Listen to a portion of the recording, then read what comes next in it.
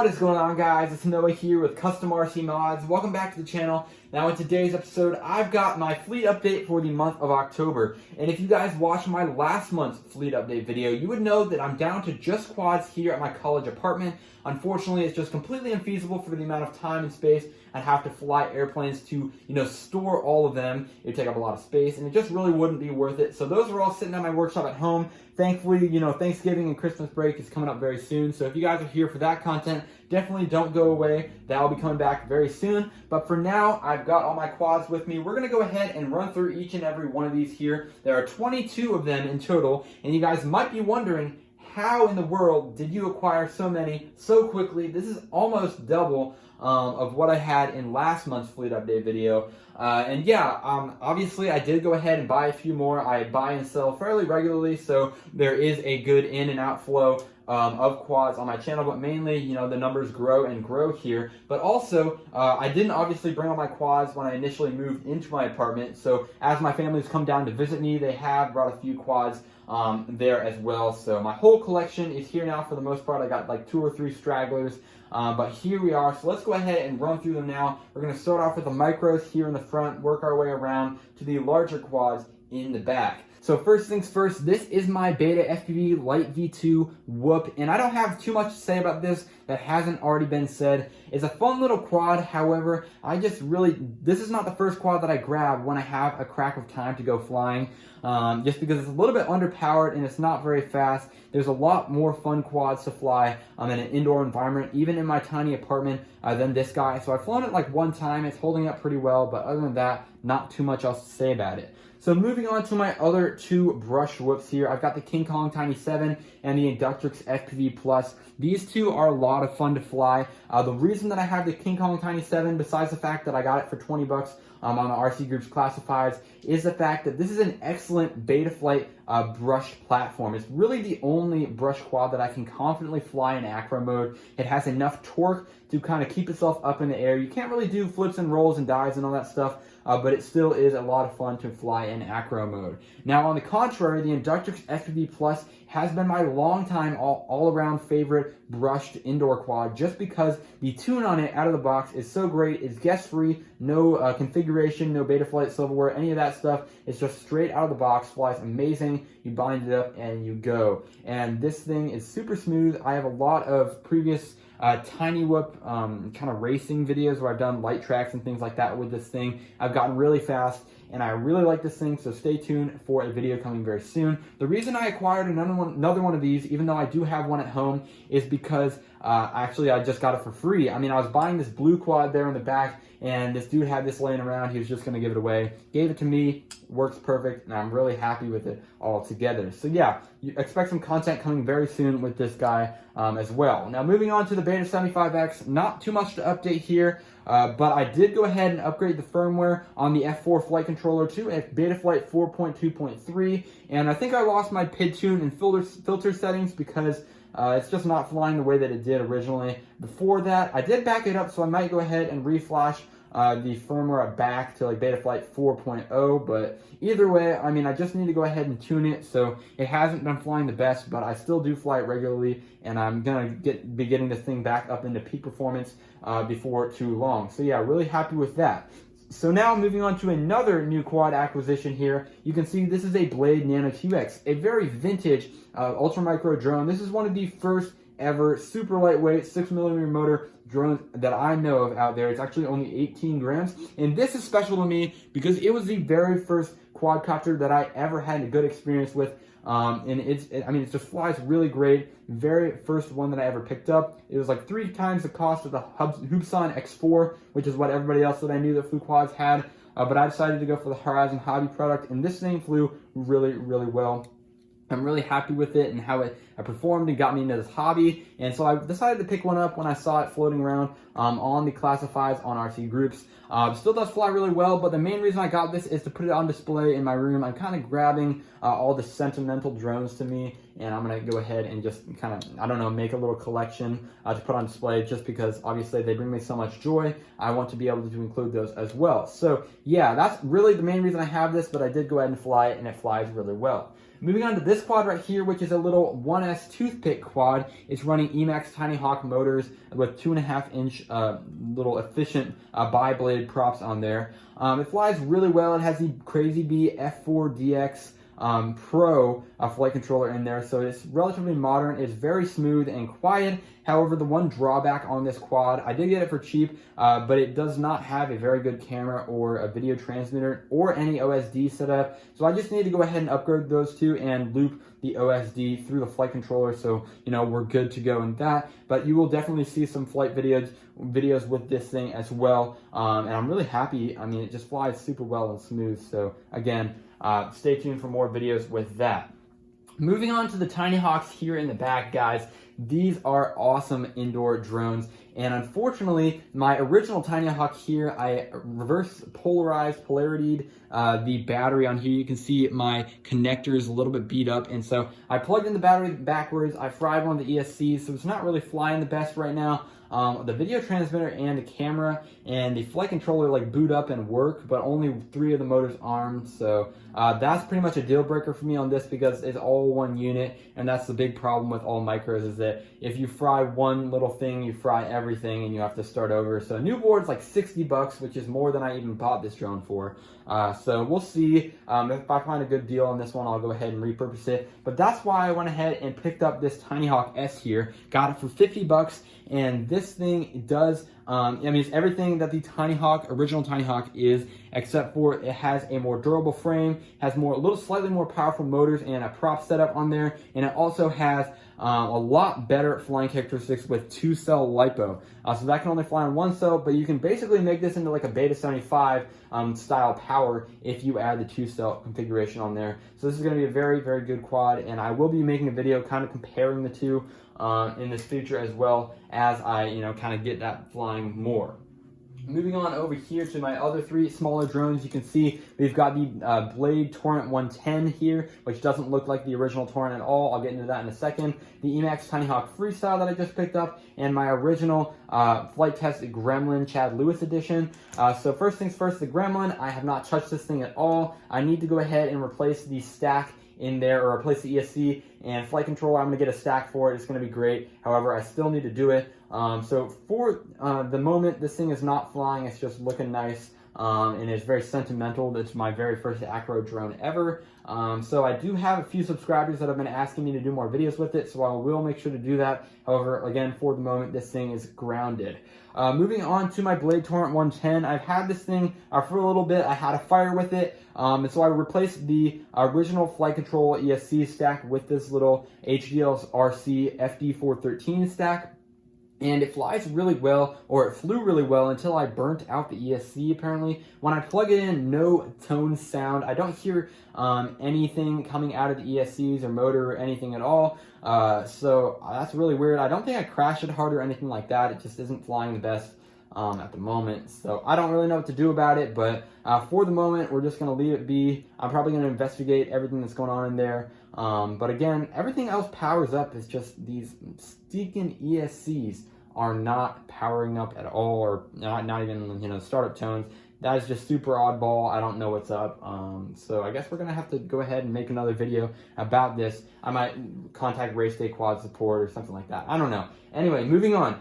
This is my Emacs Tiny Hawk Freestyle. If you guys know about these things, they are super fun to fly. I'm still working on getting this thing set up. It is a really unique drone because it offers a lot of the pros that are found on the larger quads in a little small package. It has a mad power with these 2.5-inch Emacs Avant Rush props, and this one even has a full range upgrade with the TBS Unified Pro 32 Nano and a FreeSky XM Plus on the tiny LEDs sled thing that's in there. So again, I mean, it's a very interesting quad. I got it for an amazing price, but I'm still working on getting it configured. Alright, that was a mouthful, guys. If you guys are still tracking with me here, we're moving on to these 2 3-inch quads right here, which is the Vortex 150 and my Diatone Taycan Cinewhoop. So yeah, the Vortex 150, I've flown it a few times. The main upgrade that I've done is these props here. These are the props that I originally got for my diatone Taycan, just because they are the ducted style props, but I found out that these run really quiet on this Vortex 150, and I was going to make a video about it, but then my prop broke and then I had to abandon my flying session. So again, little setbacks, but expect another video with this coming out very, very soon, because this is really interesting, especially for stealth flying in a very urban environment. This is a real game changer, and I like how this quad flies. Alright, so moving on to the diatone Taycan, I've flown this, once since last month's update, just because, again, it's so loud. I mean, I thought it'd be a good stealth drone, but seriously, this thing is just so loud, it's overpowering, and it blows your cover immediately. So yeah, the only thing I really have done is I switched from the Osmo Action setup on here to the GoPro Session, because the Osmo Action was just a little bit too heavy, especially when paired with a 4-cell 1550 battery. So I guess pros and cons there, but the Session 5 is working real great in there as well. So yeah, that's it for my minis. Let's go ahead and move on to my larger 5 and 6 inch drones here. And we're just going to go ahead and get started with the Schizo Nova. Really not much to update here. I mean, I did go ahead and switch out the frame, but I haven't flown it since. I do plan on flying it here in the very near future, but one of the main upgrades that I have put on all of my quads for this month is an Immortal T Antenna hanging off the left rear motor here. There's not too much to say about it. I mean, the Immortal T is a no-brainer for me running Crossfire. It is a little bit less durable than I really expected it to be, so I went ahead and put a few layers of heat shrink tubing on the ends of the Immortal T here, just because that makes it a little bit more stiff and it's less likely to get up in the props. But I will be making a video about how to stiffen up the Immortal T and other little considerations to keep these things on the quad and not breaking apart as easily, just because that's a common issue that people that run this style antenna have. So yeah, other than that, not much to say about the Schizo Nova build here, except for that it's flying really, really well.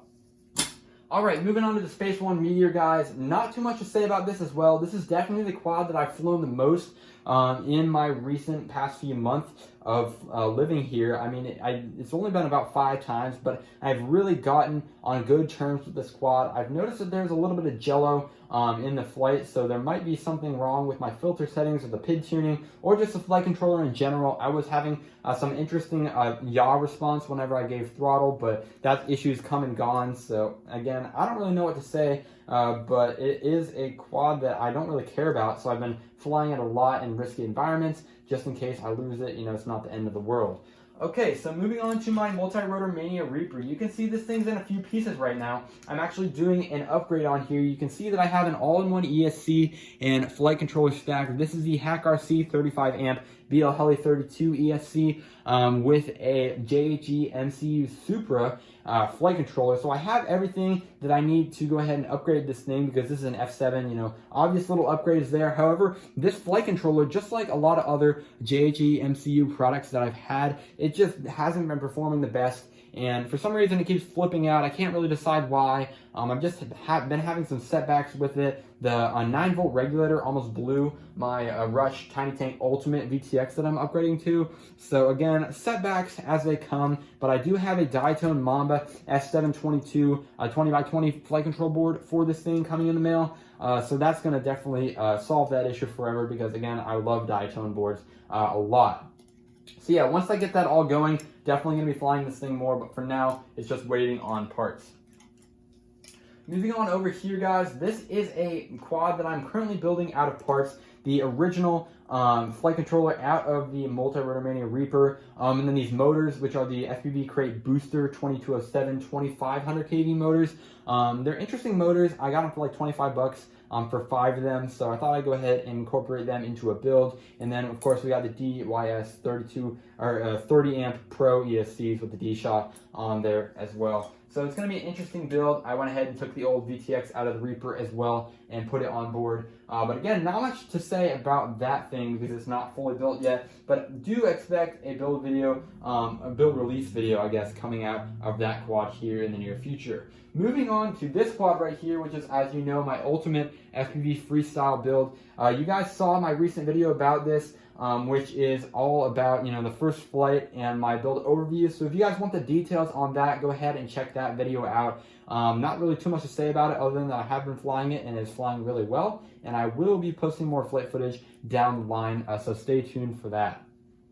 moving on to my Armaton Chameleon, and you guys will recall that I did plan on selling this in the past, and I was actually going to go through the sale. However, I was doing some test hovers and I realized that the flight controller had a bad gyro and it was twitching out. It was, even had a runaway where it was flying straight up in the sky until I disarmed it and it fell down to the ground. I'm talking really fast because a lot of the stuff I say is kind of irrelevant for this quad. The fact of the matter is here that I replaced the flight controller and I'm going to keep flying it and just making sure it's all good to go before I jump on any sales, because I really do want my next owner of this quad to have a really good experience with this thing, just like I have. And there's no point in selling something that's not going to give the customer a good experience with it. So we're moving on. All right, so moving on to the final three back here, we're going to start off with this one, which is a QAVR 5-inch, and it's my ultimate beater quad. I actually featured this one in my July fleet update, and I didn't bring it with me initially to college just because, of course, there's no need to when I have a few other ones. But as time went on, I wanted a quad just like the space one that I don't really care too much about, and this one has even less quality components than the space one. So when I'm really wanting to learn a new trick or fly in a sketchy environment, this is definitely my go-to, and it is super sturdy. This frame is a really nice quad frame just because it has so many different layers of plates in each of the arms. I believe this is like 4.5mm carbon, which is really, really good. So yeah, again, not the nicest components, but definitely it still does fly really well, and I still even do have a full crossfire setup on this thing as well. So yeah, staying with the QAVR theme, this one is my new long-range quad, which has the QAVR 6-inch frame, or 6-inch style frame, which has the 6-inch arms, of course. These are the MB Primo motors running Emacs Avon 6-inch props. I really like these a lot. We even have a GPS setup on here. The core is the DYS F4 Pro. I'm going to go ahead and release a full video on this, so I'm not going to waste your time talking about all the little specs when you might not really care. But yeah, again, really working on a GoPro mount for these two QAVRs, but haven't really found a suitable option at the moment. Other than that, not much to say. Obviously running Crossfire, and we do have a Torrent video transmitter in there with a long-range Foxeer Lollipop antenna. So hopefully when I go back for Thanksgiving break, I'll be able to fly that more and more in a long-range setting.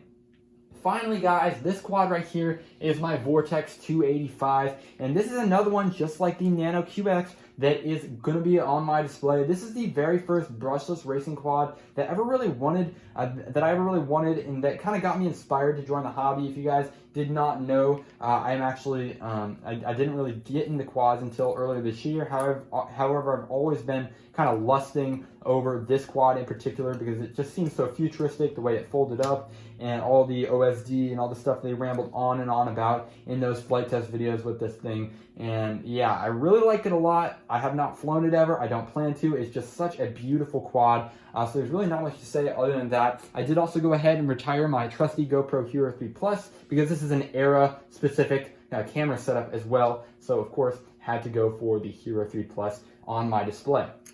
Alright guys, so that about wraps it up for my fleet update for this month. If you guys have any questions about any of these quads or anything I covered in today's video, make sure to go ahead and comment those down below. I'll be hanging around there and happy to field any of your questions you may have, so go ahead and check it out. And also, I do have my Mini Arrow and my Nano Goblin with me, so if you have any questions about those, I'd be happy to make a video along those lines as well. Thanks for watching, guys. Thanks for all the love and support, and I'll catch you guys in the next video.